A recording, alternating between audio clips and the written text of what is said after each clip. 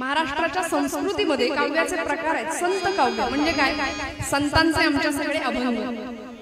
पंत काव्य म्हणजे पंडिती काव्य, की ज्याचा अर्थ हा डोंगर पोखरून उंदीर काढल्यासारखा, खूप मोठा श्लोक, अर्थ अगदी सुलभ साधा असतो, पण त्यासाठी पांडित्यपणाला लावलेला असतो। म्हणून मोरोपंत, वामन पंडित असे जे पंडित कवी होऊन गेले, अमृत कवी, अमृतराय, या सगळ्यांचे काव्य हे पंडिती काव्य। पुढचा प्रकार आहे तंत काव्य, तंत साहित्य। मग म्हणाले त्याच्यामध्ये लावण्या, पोवाडे, शाहिरी वाङ्मय असं सगळं तंत साहित्यामध्ये।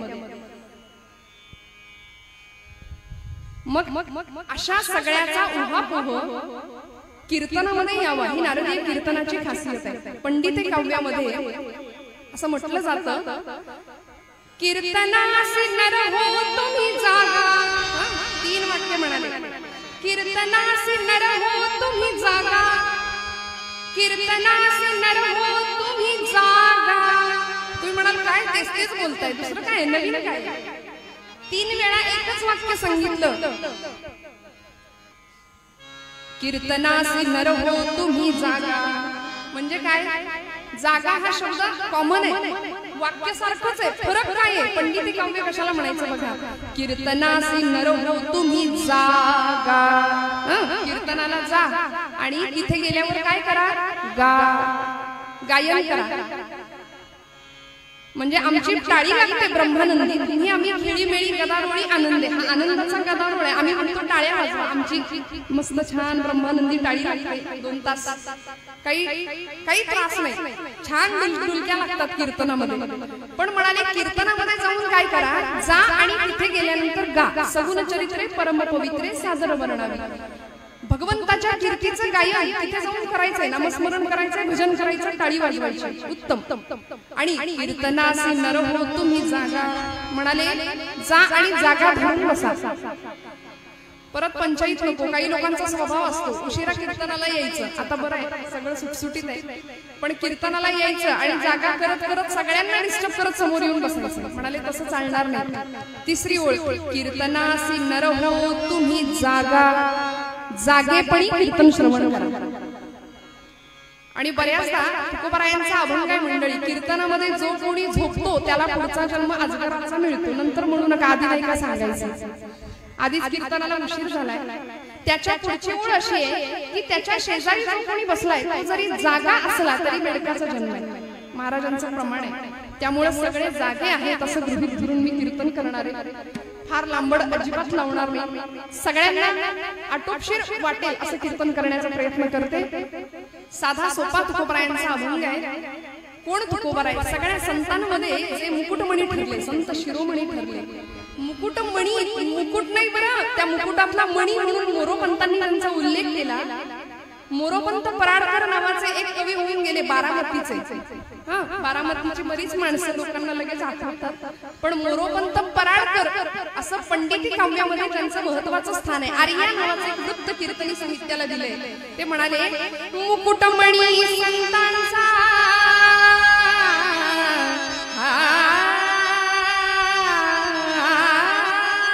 याला आर्या म्हणायचं।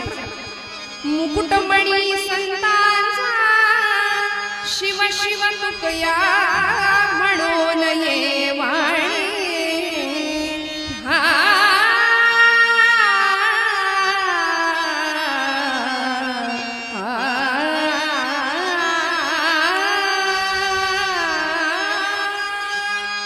शिव शिव तुकया म्हणून ये वाणी, नेले जडवई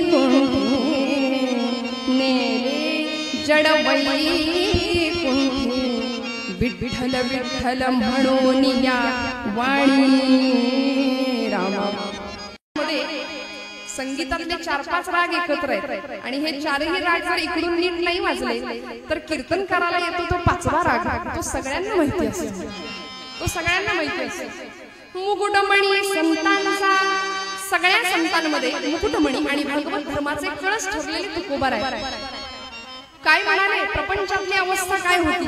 प्रपंचाला बाजूला टाकलं, परमार्थ करण्यासाठी दिवस रात्र घराबाहेर पडायचे आणि या सगळ्याचं श्रेय दिलं भगवान पांडुरंगाला. म्हणाले पांडुरंगा बरं झालं, बरे झाले देवा निघाले ती वाळे. बरं झालं म्हणाले, बरे झाले देवा निघाले ती वाळे, बरी या दुष्काळे पीडा केली. बरे झाले देवा बाई लंगर कशा.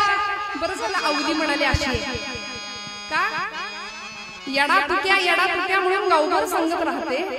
अरे काळ्या काळतोंड्या मेल्या मुडद्या तुझ्या पायी माझ्या नवऱ्याने संसाराची वाट लावली म्हणून पांडुरंगाला शिव्यांची लाखोली वाहते. या अवली सारखी पत्नी मिळाली. बरं झालं, बरे झाले देवा बाई लंगर कशा, बरी ही दुर्दशा जनामध्ये. तुकोबरायांनी प्रपंचाला बाजूला टाकावं आणि परमार्थ करण्यासाठी बाहेर पडावं. याचं कारण संसार कसा आहे हे कळालं होतं अनेक संतांना. प्रापंचिक संत सुद्धा उत्तम प्रपंच करून सुद्धा संसाराची यथार्थता कशामध्ये, नक्की सुख कशामध्ये ते गवसलं होतं. त्याचं उत्तर कळालं. आम्हाला सगळ्यांना संप्रदायातली सगळ्यांच्या तोंडपाठ आणि प्रसिद्ध असलेली चाल माहिती आहे. कुठली? संसार जखमूळ चौकडे इंगळ विश्रांती नाही गोठे. सगळ्यांना माहितीये संसार दुःखमूळ आहे, संसार दुःखमय आहे. सगळ्यांना माहितीये प्रमाण पाठ आहे, पण सोडवतोय कुठं? सोडवत नाही म्हणाले, संसार सोडवत नाही. आणि मग प्रपंचामध्ये आम्ही आलो की जन्माला आल्याबरोबर जिच्याशी नाळ जोडली गेली पहिली ती आपली माता. तो बंध मायेचा पहिला निर्माण होतो आणि तिथून पुढे माता इथून प्रवास सुरू झाल्याबरोबर सगळे नातेवाईक आप्तेष्ट गणगोत सगळा गोतावळा सगळे नातेवाईक सगळी नात्यातली मंडळी नात्यातली अशी सगळी मंडळी इतके आम्ही त्यांच्यात गुरफटतो म्हणाले. पण झालं असं, शेवटी जायचंय कुठे? माता. इथपासून प्रवास सुरू झालाय, तो गेला शेवटी मातीपर्यंत. माता आणि माती या दोन शब्दामध्ये एका वेलांटीचा फरक आहे. तो फरक म्हणजे आमचं सगळं जीवन आहे मंडळी. तो फरक लक्षात आला की प्रपंचाची इहलोकाची खऱ्या अर्थी सार्थकता यथार्थता काय आमच्या लक्षात येतं. बरं, संतांना कळालं संसार दुःखमय म्हणून संतांनी आम्हाला सांगावं. नाथ महाराजांनी एकनाथी भागवतामध्ये सांगितलं काय? ऐसे असावे संसारी. म्हणाले संसारात कसं राहायचं? जव प्राचीनाची दोरी पोरी घरचार मांडिला खेळ मोडून टाकिला.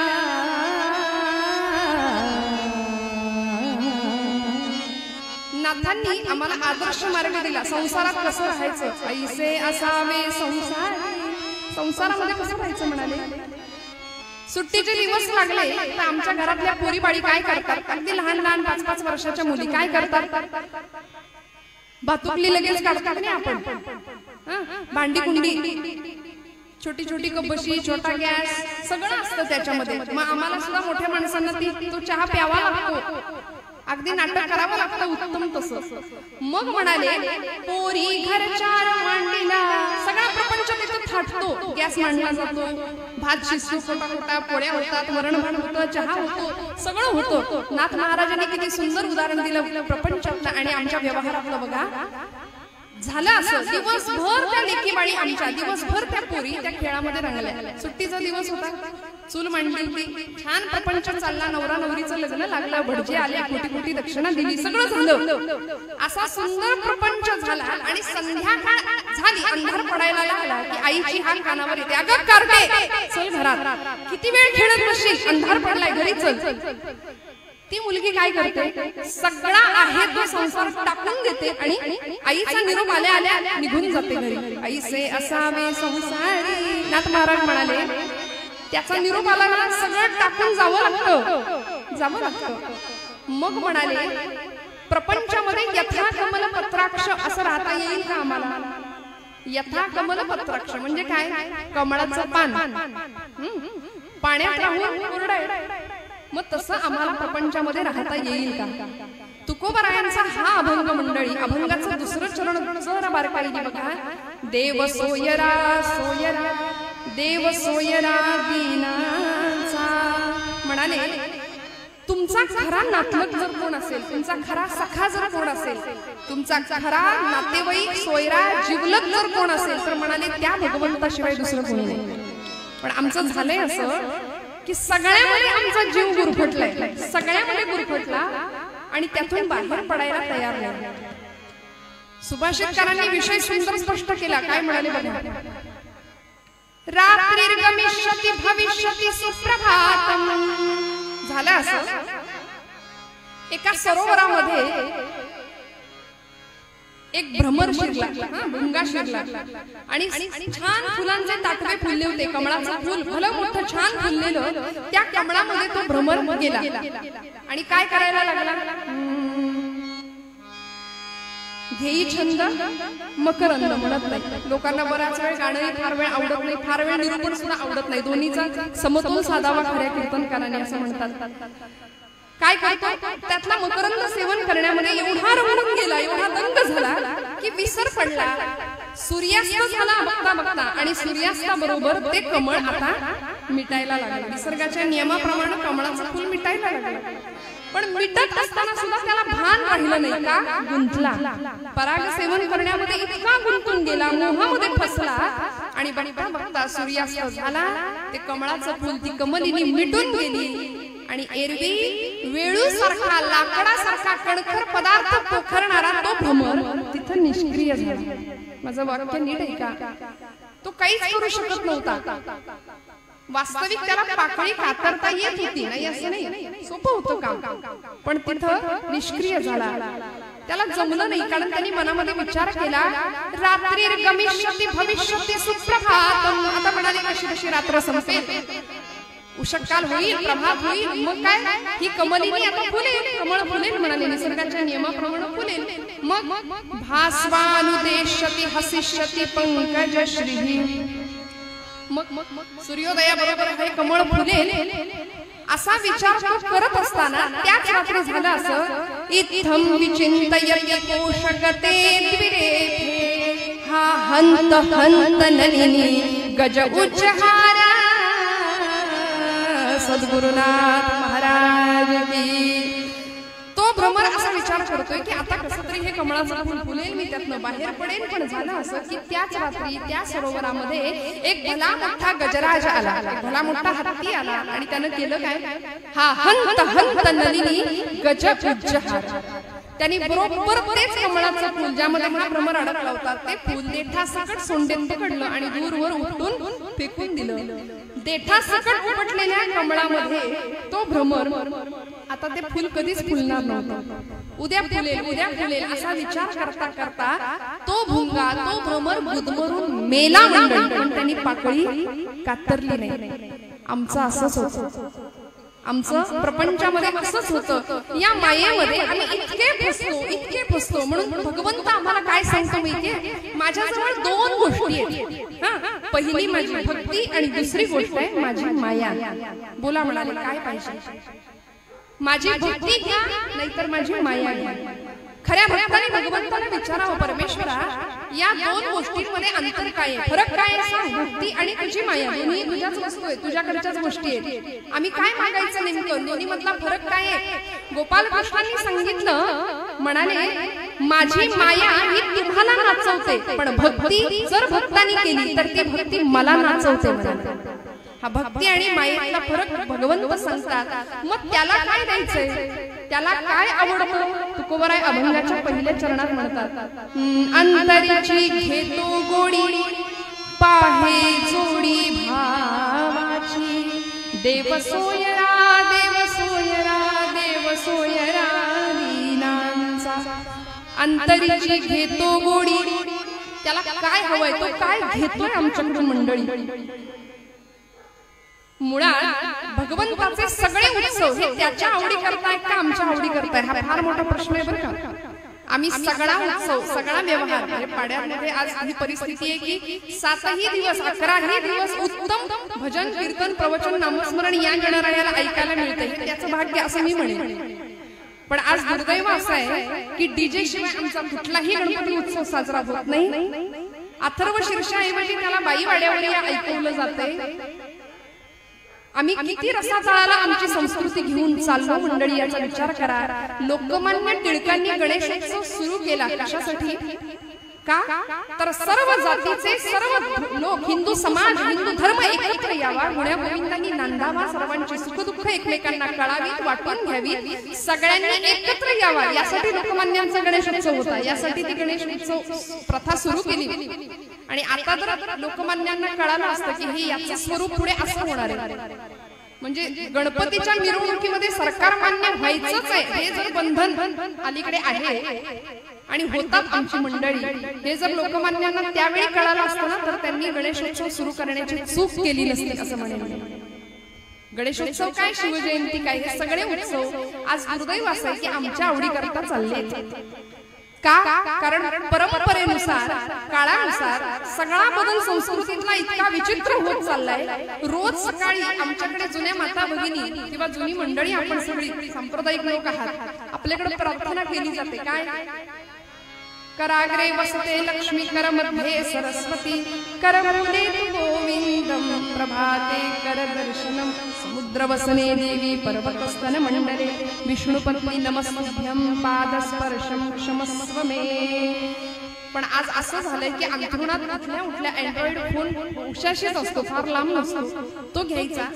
500 किलोमीटरवर दूर असलेल्या एखाद्या मित्राला पटकन गुड मॉर्निंग करण्यात आम्हाला धन्यता वाटते, पण घरातल्या आईचं तोंड आपण बघायला तयार नाही. ही परिस्थिती आहे. संतांचे उत्सव हे सगळे सोहळे कशासाठी मंडळी? त्याला जे आवडतं ते आम्हाला त्याला द्यावं लागेल. मुळात त्याला काय आवडतं हे जाणून घ्यायचं असेल तर तो कसा आहे हे जाणून घ्यावं लागेल. परमात्मा कसा आहे? गणपती उत्सव कशासाठी आहे? फुटींचे देखाव्याची स्पर्धा सुरू झाली ना. 11 फूट गणपती, आमचा मंडळाचा 15 फूट गणपती, आमच्या मंडळाचा 51 फुटाचा गणपती. बापरे, पुण्यामध्ये मोठी स्पर्धा चालू असते. तरी यंदा कौतुकाची बाब आहे, 75% गणपती मंडळांनी बराचसा निधी गोळा केलेला हा पूरग्रस्तांसाठी दिलाय. ही भगवंताची कृपाच म्हणायला हरकत नाही. भगवंताची कृपा म्हणायला हरकत नाही. बरं, या फुटींमध्ये मंडळामध्ये, या स्पर्धेमध्ये मंडळात फूट पडते आणि झालंय असं की नाथांनी फार सुंदर त्याच्यावर विडंबन केलं. नाथ म्हणाले सध्या समाजाला वेळ लागला. आमच्या नाथ महाराजांनी एक भारूड लिहिलं आणि त्याला बाहुलं असं नाव दिलं. का? कारण लोकांनी भगवंताच्या मूर्तीचं बाहुलं करून टाकलंय म्हणाले. बघा ना तुम्ही, देखावा मोठा, गणपतीची मूर्ती कुठेतरी कोपऱ्यात असते, ती दिसतही नाही. कार्यकर्त्यांना सुद्धा आरती धड पाठ नसते. अरे बाबा, गणपतीची आरती करतोयस ना, डोक्याला टोपी घाल असं म्हटलं तर राग येतो. कशाला? घरामध्ये आलेला एखादा पाहुणा आमच्या घरातला, आम्ही त्याच्या समोर कसेही जर बसलो तर तो संस्कार समजला जात नाही. त्याच्या समोर आपण छान जातो, छान वागतो, नाही का? मुलाबाळांना एरवी वागतात तर आपण सांगतो नीट वागायचं, पाहुणे येणार आहेत, हे जसं त्याला आम्ही दंडक घालतो. म्हणाले हा एवढा मोठा पाहुणा 10 दिवसासाठी आमच्याकडे येणार आहे, पण त्याचं स्वागत करायचंय तर उघड्या डोक्याने त्याच्या समोर जाऊ नको रे बाबा. घरातल्या मुलीला सांगितलं बाई बाई हिंदू धर्म आहे ना, कपाळाला एखादी टिकली लाव, हातात एखादी बांगडी घाल, तर राग येतो. ही परिस्थिती आहे बरं, अजिबात माझ्या पदार्थ नाहीये, अजिबात नाही. आणि मग कीर्तनाला सुद्धा जायचं म्हटलं तर आई वडीलच मुलांना म्हणतात कार्टून लावून देतो टीव्हीवर, कार्टून बघत बस.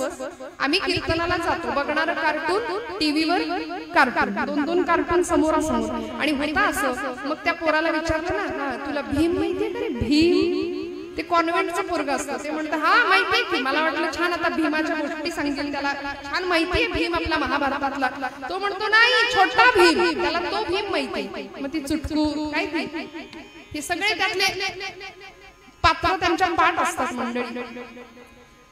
माझ्या गुरुजींचं फार सुंदर वाक्य आहे, ते म्हणतात की लेकरांना कीर्तनाला आणा मंडळी, इथं येऊन झोपली तरी चालतील बरं का. मला आज गर्दी कमी आहे कीर्तनाला असं का वाटतं माहिती नाही, पण नेहमीपेक्षा आपली थोडीशी संख्या आज कमी आहे. लहान मुलं कीर्तनाला असली पाहिजे, कारण घरामध्ये जे बघतील, जागेपणी जे बघतील ते वाईट असेल बरं का, आणि इथे झोपेत जे ऐकतील ते चांगलं ऐकतील. हा कीर्तनाचा प्रताप आहे, हा कीर्तनाचा महिमा आहे. कारण कीर्तनामध्ये परमेश्वर असतोच असतो मंडळी. भगवंतांनी पत्ता दिलाय त्याचा, कीर्तनामध्ये तो आहे. मग त्याचा गुण स्वरूप आम्हाला आकळून घ्यायचा असेल तर तो कसा आहे मंडळी? तो कसा आहे? गणपतीचा उत्सव करायचा आहे म्हटल्यानंतर ती मूर्ती कशी आहे मुळात समजून घ्यावी लागेल. आज आम्ही गणपतींना दुर्वा वाहतो, जास्वंदीची फुलं त्याला आवडतात म्हणून त्याला देतो. काही मंडळांमध्ये मी बघितलंय अक्षरशः म्हणजे गणपतीच्या सोंडेत जास्वंदीची फुलं घालणारी पोरं आहेत.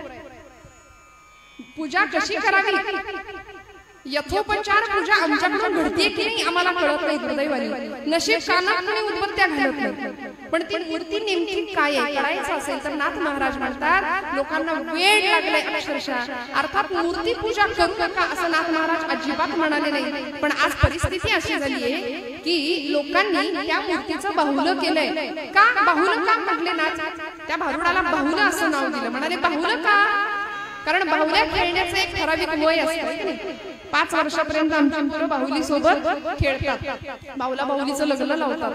6 वर्षापर्यंत, फार तर 7 वर्षापर्यंत, 8 वर्षानंतर किंवा 10 वर्षानंतर पुढे 20, 22, 25 वर्षाचं वय झालं की बाहुल्या बदलतात. मग त्या ज्या बाहुल्या होत्या लहानपणीच्या जागे आहेत ना, सगळे जागे आहेत ना, कीर्तना असे ना. मग म्हणाले त्या बाहुल्या कुठेतरी अडगळीच्या कोपऱ्यात पडतात. त्या बाहुल्या तुटून जातात, कुठेतरी अडगळीत पडतात. तसं म्हणाले समाजाने भगवंताच्या मूर्तीचं बाहुलं केलं. शिळा तांब्याचे केले बाहुले, शिळा तांब्याचे केले बाहुले, शिळा तांब्याचे केले बाहुले, शिळा तांब्याचे केले बाहुले.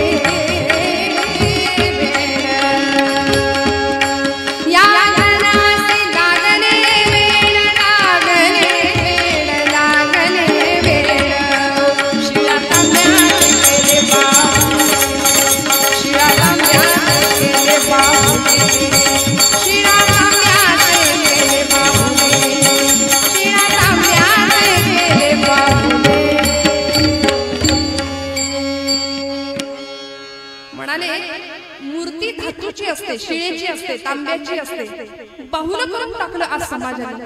मग आम्हाला खरी मूर्ती पूजा काय आहे, खरा भगवंत कसा आहे समजावा लागेल. तुकोबरायांनी अभंग लिहिला. नमो आदि रूपा ओंकार स्वरूपा विश्वाची रूपा माय बापा. तो ओंकार स्वरूप असलेला गणपती कसा आहे? अंतरीची घेतो गोडी ना. प्रसूतच्या अभंगामध्ये महाराज म्हणाले आमच्या अंतःकरणातली गोडी तो घेणार आहे. त्याला काय आवडतं तो ते घेणार आहे. मग त्याला ते द्यावं लागेल. तो कसा आहे आम्हाला समजून घ्यावा लागेल. मंडळी गणेशाची आदर्श मूर्ती ही शास्त्रानुसार स्थिर मांडी घातलेली आहे बरं का. आसन स्थिर आहे. आमचा इथला गणपती छान सिंहासनावर आरामात बसलाय. पण गणपतीची मूर्ती ही आसन मांडी, स्थिर मांडी.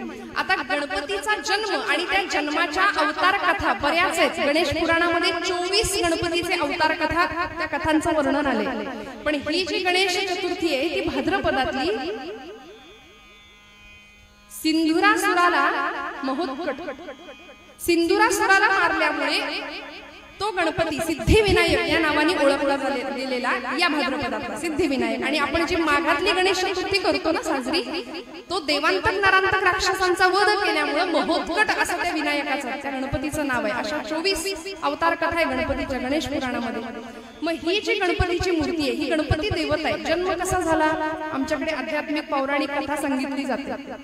काय झालं, पार्वती माता स्नानाला गेली, नंदी महाराजांना दाराशी उभं केलं पहाऱ्यासाठी. शंकर भगवंत आले आणि अडवल्याबरोबर संतापले. काय करत होत्या पार्वती माता, स्नान करत होत्या, व्रत सुरू होतं आणि एका मातीची ती गणपतीची मूर्ती बनवली. मला असं कोणीतरी हवंय की माझ्या सगळ्या आज्ञांचं तो पालन करेल. गणेशाची मूर्ती बनवली आणि गणपतीला सांगितलं की माझं व्रत संपेपर्यंत तू दाराशी उभा राहा. आज्ञा केली गणपतीरायांना. ही सगळी कथा आपल्याला माहिती आहे. कोण सांगतं, पार्वतीने अंगाच्या मलापासून गणपतीची मूर्ती तयार केली. हे असं काही सांगायला लागलं की आमची कॉलेजची पिढी थोडीशी नाराज होते बरं का. म्हणतात आमचं लॉजिक सुरू झालं की तुमचं मॅजिक बंद होतं. हे पटण्यासारखंच नाही म्हणाले. जैविक दृष्ट्या किंवा बायोलॉजिकली जीवशास्त्रीय दृष्ट्या असा अवतार शक्यच नाही म्हणाले गणपतीचा. पण मुळात ही कथा आध्यात्मिक आहे. याचा अर्थ आध्यात्मिक आहे मंडळी. पार्वती हे बुद्धीचं स्वरूप आहे. बुद्धीला साक्षात्काराची इच्छा झाली म्हणून गणेश देवतेचा जन्म झालाय मंडळी. या प्रसंगामध्ये ती गणपती देवता नक्की कशी आहे. स्थिर आसन घातलेला गणेश आहे, स्थिर मांडी. लक्षात घ्या, त्याचंच आसन स्थिर राहू शकतं ज्याची बुद्धी स्थिर आहे. त्याच्यातनं आम्ही बोध काय घ्यायचंय, त्याचंच आसन स्थिर राहू शकतं ज्याची बुद्धी स्थिर आहे. आमचं ऐका तसं, आम्ही कीर्तनाला बसल्या बसल्या 2 तासात आसनांचे बरेचसे प्रकार करून बसतो. पण म्हणाले गणेश स्थिर आसनावर बसलाय कारण मनाची एकाग्रता आहे, स्थिर बुद्धी आहे. हे त्या गणपतीच्या मूर्तीकडून आम्हाला शिकायचंय. पुढे गणपतीच्या पायाशी गणपतीचं वाहन आहे. कुणीतरी म्हणतं एवढा मोठा गणपती, भल्या मोठ्या पोटाचा, लंबोदर असं त्याचं वर्णन आहे. मग त्याच्या पायाशी असलेला त्याचं ते वाहन एवढंसं कसं काय म्हणाले, उंदीर एवढंसं कसं काय. पण मुळात उंदराचा अर्थ हा, उंदीर हे मायेचं प्रतीक आहे बरं. उंदीर म्हणजे माया आणि संस्कृत मध्ये मायेला आखू असा शब्द आहे. उंदीर मूषक वाहन असं गणपतीचं वाहन, जसं आपण मूषक म्हणतो उंदराला, तसं गणपतीला आपण आखू वाहन असंही म्हणतो. आखू म्हणजे माया आणि आखू या शब्दाचा अर्थ आहे उंदीर. मायेचा स्वभाव काय आहे, माया कशी आहे. माया आम्हाला गुंतवते, आम्हाला गुरफटून टाकते. माया चंचल आहे, कुरतडणं हा मायेचा स्वभाव आहे. आयुष्यभर आम्हाला ते कुरतडत राहते. म्हणाले उंदराचा स्वभाव पण तसाच आहे, कुरतडणं. उंदीर चंचल आहे, माया सुद्धा चंचल आहे, आम्हाला शांत बसू देत नाही, मन आमचं शांत होऊच देत नाही. मग उंदीर जसा चंचल आहे म्हणून त्या चंचलतेवर तो आरूढ झालाय. पुढचा अर्थ आहे उंदीर हे उद्योगाचं प्रतीक आहे. उंदीर शांत बसलेला कधी कोणी बघितला नसेल. आणि असं घर दाखवा की ज्या घरात यांची ही गाडी गेली नाही. कुठल्याही देवतेचं वाहन मला सांगा प्रत्येक घरापर्यंत पोहोचतं का. भगवान विष्णूंचं वाहन कुठलं आहे, बरोबर आले घरात कधी. पार्वती माता आदिशक्ती जगदंबा तिचं वाहन चालेल घरात आलं तर. पण या महाराजांची गाडी सगळ्या घरात जाऊन फिरून आली. मोठ्या मोठ्या माणसाचे अनुयायी असतात, लहानात लहान घरापर्यंत थरापर्यंत पोहोचतात बरं का. म्हणून उंदीर मूषक वाहन म्हणतात, आखू वाहन म्हणतात. उंदीर हे मायेचं प्रतीक आहे, उद्योगाचं प्रतीक आहे. आणि उद्यमं साहसं धैर्यं बुद्धिशक्ती पराक्रमः षडेते यत्र वर्तन्ते तत्र देवो सहाय्यकृतः असं म्हटलंय. म्हणून या 6 गुणांचा जो स्वामी आहे त्याला भगवंत सहाय्य करतो. आम्ही उद्योगावर आरूढ असलं पाहिजे. गणपती देवता आम्हाला या उत्सवाच्या निमित्तानं सांगतेय मंडळी की सतत उद्योगी राहा, सतत उद्योगी राहा. पण आमची सगळी पोरं 5 वर्षाचं आमचं घरातलं कार्ट आता माझी सटकली करत गावभर हिंडे. पण जर त्याला आम्ही सांगितलं बाबा रे आता परीक्षा जवळ आली आहे, थोडा अभ्यास कर. हा 92% 98% आमची संस्कृती आहे. अगदी 10वीला एवढे टक्के पडावेत म्हणून आम्ही प्रयत्न करतो. पण 10वी झाली की सगळी पोरं आई वडिलांसह डोक्याला हात लावून बसतात. आता पुढे काय करायचं. त्या भगवंताचं गुणस्वरूप आधी स्वरूप कसे समजावून घ्यावं लागेल. मी सांगत होते स्थिर मांडणी आहे, उंदीर पायाशी, उद्योगावर गणपती आरूढ आहे. आम्हाला उद्योगी राहावं लागेल. पुढचं त्याचं स्वरूपातला प्रकार आहे. गणपती लंबोदर आहे. आरती सुद्धा आमची नीट पाठ नसते, आम्ही म्हणतो. काय आरतीचं दुसरं कडवं आहे? लंबोदर पीतांबर फणीवर. अहो काय सांगू तुम्हाला, लंबोदर पीतांबर फळीवर वंदना असं म्हटलं एक मुलगा परंपरा. आता असं हे किती जण म्हणत असतील मला माहिती नाही. फळीवर वंदना, कुठली वंदना, कुठली फळी? अहो फणीवर बंधना. फणी म्हणजे काय? नागपाश. आणि त्या नागपाशाचं वंदन नाही बरं का, बंधन आहे पोटाला. लंबोदर असा तो गणपती आहे. म्हणणारी माणसं बरेच म्हणतात काय हिंदूंचा देव डेरपोट्या, एलिफंट गॉड. कॉन्व्हेंट संस्कृती आम्हाला शिकवते बरं का. इंग्रजांनी किती वाट लावली आमच्या शिक्षण पद्धतीची बघा. मी कॉन्व्हेंटला घालू नका असं नाही म्हणत, पण कॉन्व्हेंटच्या पोरांना आज पुण्यासारख्या किंवा गोव्यासारख्या प्रांतामध्ये गेला तर शाळेमध्ये शिकवलं जाते की तुमचा देव हा दगडाचा आहे, तुमचा देव हा धातूचा आहे, पाण्यामध्ये टाका बुडून जातो. म्हणाले जो स्वतः बुडून जातो तो तुम्हाला काय वाचायचं. हे शिकवलं जातं बरं शाळेत. आम्हाला जागा व्हावं लागेल. आणि क्रॉस आहे ना लाकडी, तो म्हणाले पाण्यात टाका. आता लाकूड कसं पाण्यात बुडेल? मग म्हणाले खरा देव कोण? हे असं काहीतरी धर्मांतराचे विचित्र प्रकार सुरू आहेत. आम्हाला वेळीच जागा व्हावं लागेल. कॉन्व्हेंटला घालू नका असं नाही, पण घालत असताना घरामधला संस्कार आम्हाला सोडून चालणार नाही, आमचं मूळ आम्हाला सोडून चालणार नाही. गणपतीचं पोट हे लंबोदर आहे असं आपण म्हणतो.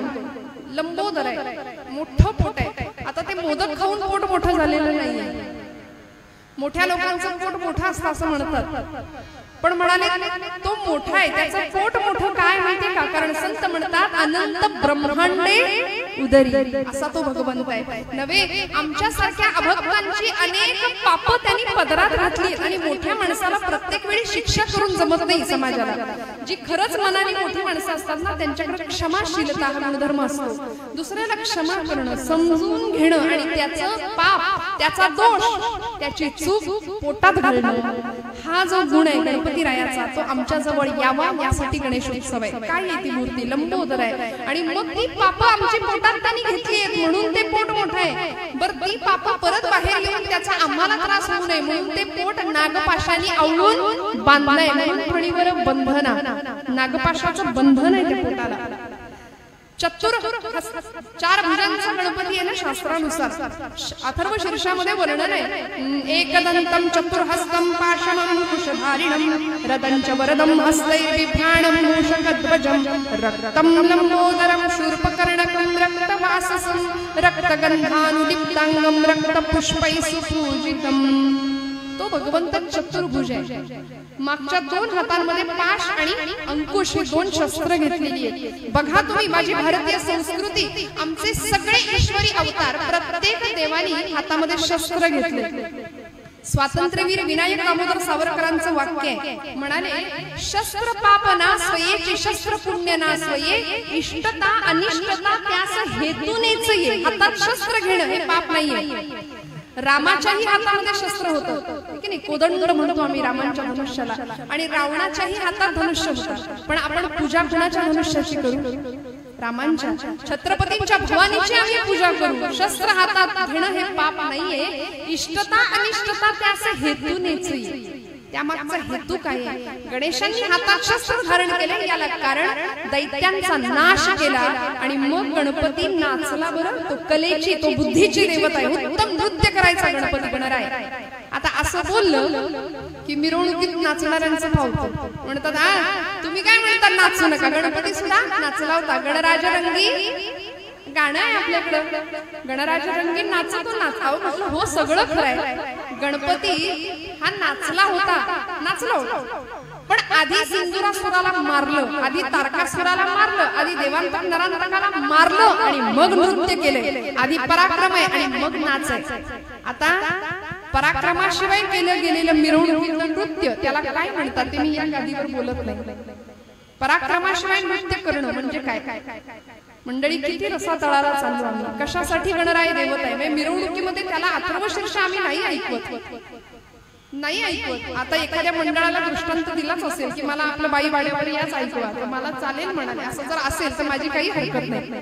गणपतीने जर असा दृष्टांत दिला असेल तर आपलं काही त्याला नाही लाजायचं. पण म्हणाले त्याच्या आवडीकरता जर करायचं असेल तर असा उत्सवामध्ये मूर्तीची विटंबना नको, विडंबन नको. मग गणेश देवता पुढचे 2 हात, उजवा हात वरद हस्त आहे, वर देतोय भक्तांना, भक्तांना वर देणारा, भक्तांना वर घेणारा आणि अभक्तांना वर पाठवणारा असायचा. असा तो वरद हस्त भगवंताचा उजवा हात. डाव्या हातामध्ये मोदक आहे. आता हा मोदक त्याच्या हातामध्ये कुणी दिला, केव्हा दिला, कधी दिला याच्यामध्ये न पडता तो मोदक खातो का, खातो का? काही वर्षांपूर्वी गणपती दूध प्यायला होता म्हणे, की नाही? अशी आपल्याकडे खूप सुंदर बातमी पसरली होती.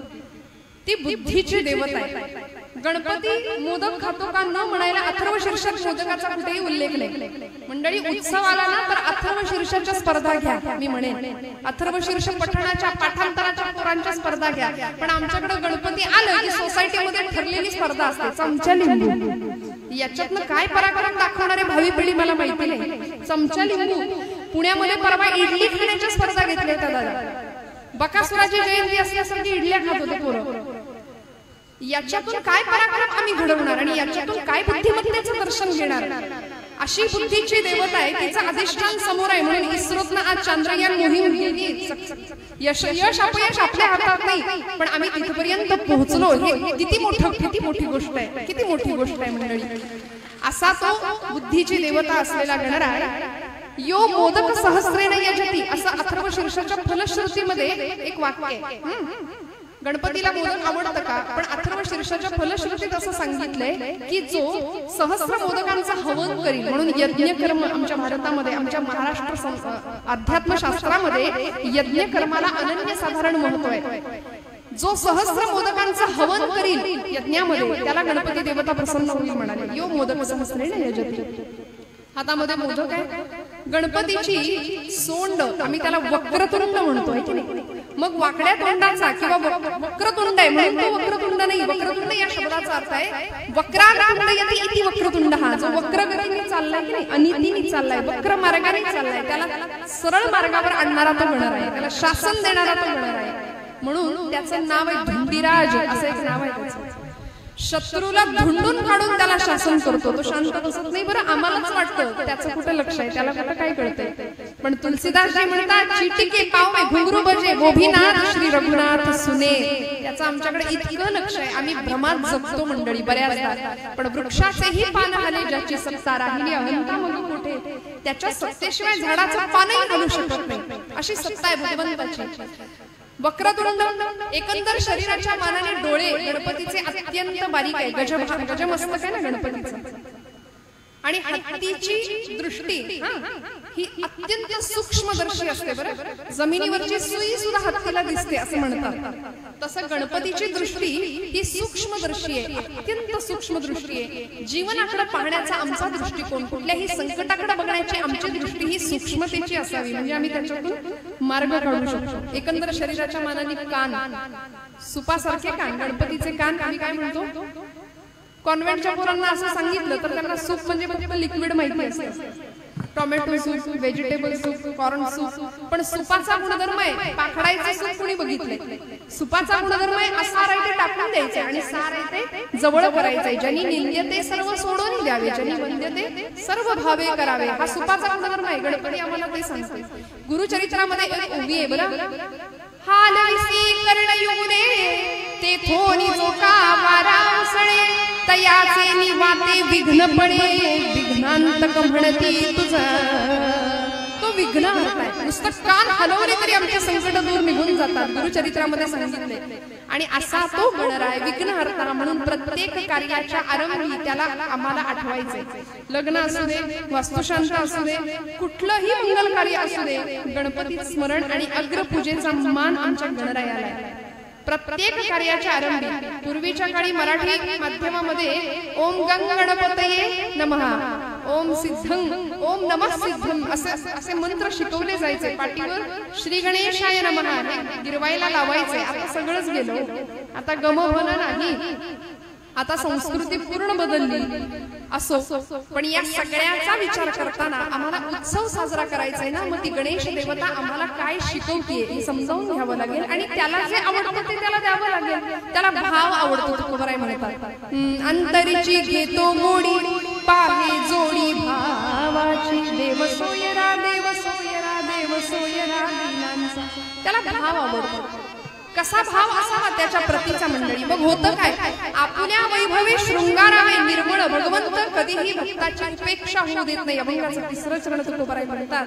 आणि मग तुका म्हणे जेवी सवे प्रेम द्यावे प्रीतीचे. एकदा का त्याच्याविषयी गोडी वाढली की तो भगवंत आमच्या सर्व कोडी सर्व इच्छा मनोरथ पूर्ण करतो. नव्हे भक्ताबरोबर जेवायला सुद्धा येतो. नामदेव महाराजांनी हाक मारली, आला भगवंत.